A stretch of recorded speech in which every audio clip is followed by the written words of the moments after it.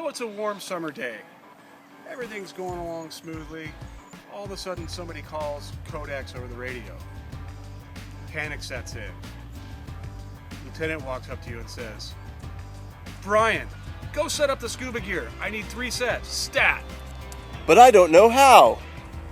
What do? Well, we're going to teach you right now. Some of you may know how to do this already. Some of you may start sweating as soon as you're asked. We're going to walk you through it. We're going to show you how to set it up. We'll talk about the different pieces of equipment and how you set it up. The tanks that you're looking at currently are the tanks that we most often use in our department. We'll start off, this is labeled a 50 and this is labeled as an 80. What does that mean? Well, this holds 50 cubic feet of air inside the tank. This tank holds 80 cubic feet of air. This tank is particularly good on short dives where you need to be very agile and be able to move around. The 80 is a great tank to use for extended dives and dives that you know you'll be down for a long time, not involving a lot of maintenance or strenuous activity. Notice at this point that both the tanks are lying down flat. If you look at the bottom of the tanks, the covers on the bottom have a flat spot area that keeps them from rolling. Whenever you're not directly right next to a tank or taking them out of the closet, you want to lay them down. You never want a tank standing up on its own. If a tank stands up on its own and falls over, you run the risk of breaking the stem off and the tank shooting away like a rocket or simply exploding, which would cause great problem. Next we'll discuss our regulator system. This part of the regulator system is called the first stage.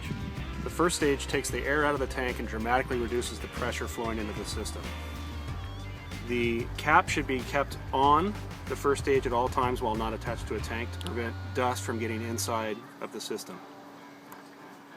As we move down the first hose here, we have our main regulator. This is called a second stage. This further reduces the flow of air into the diver's mouth.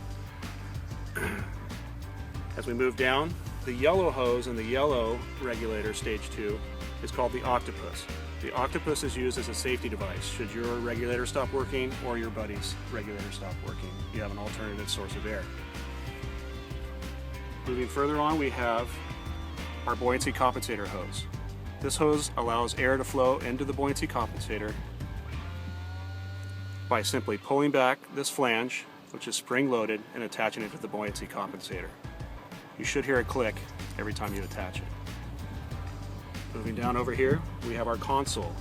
In the console are several gauges. You may have one that has a computer, such as this one, or one that has a simple gauge. At the top of the console, we have our compass used for navigation underwater.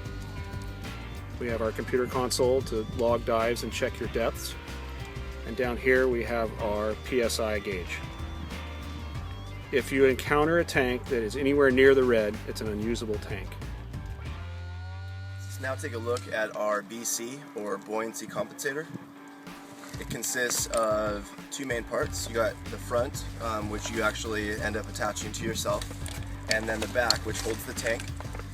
Right here we've got our actual tank strap, which the tank slides into and tightens using this hinge right here. The top of the tank actually fits through here and rests behind the head of the diver. Turning the BC around, you've got various adjustment straps, including a belt that attaches around the diver's waist, an additional buckle to be able to tighten, and then the shoulder straps, which are also able to be tightened individually. You also have a dive knife, which you need to make sure is adhered to every buoyancy compensator that the diver grabs when it comes time to dive. It's a very important, essential piece of equipment. You're going to leave the tank standing up, and you're going to slide over this strap and put over the top piece. Slide it down to about halfway down the tank, and you want to make sure that this is at level with the back of the head to be able to provide the hoses to go over. So what you're going to do then is walk over to this strap, and you take this hinge, you're going to push against the tank, tighten, and adhere the strap down to the Velcro. Then, to make sure that you've attached it correctly, you're going to pick it up, shake it a little bit, make sure that it's attached in place, and able to handle the weight of the tank. The next part of the process is to actually attach our regulator to our tank setup with the BC. So what you want to do is position this so that your black regulator is on the right hand side, reg on the right, and attach this setup with the back knob right here. And you're going to actually attach this to a loose fitting, and when you turn the tank on, it will actually self-tighten this whole setup. Next, you take your air hose and you attach it to the BC right here in this little nipple. So you pull this attachment back and you slide it on. And you know that it's on when you actually hear it click. Okay, so that's attached, and you're going to slide this hose in its fittings, and that's good to go, and you're ready to turn on the tank and actually test that the air pressure written on the tank is the right air pressure. So let's go ahead and turn this on, and you can take a look that on our PSI gauge it actually matches. That's right around 1500 PSI. So we are good to go with this tank, and you can finish assembly.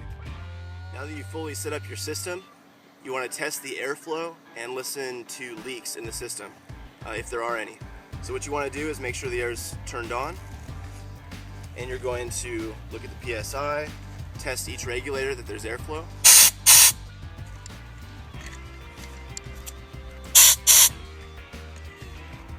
And then attempt to inflate the BC. Okay, that inflates, and you can go ahead and release the air. And this whole time you're also listening for leaks in the system, and I don't hear any right now. So that means this setup is good to go and good to dive with.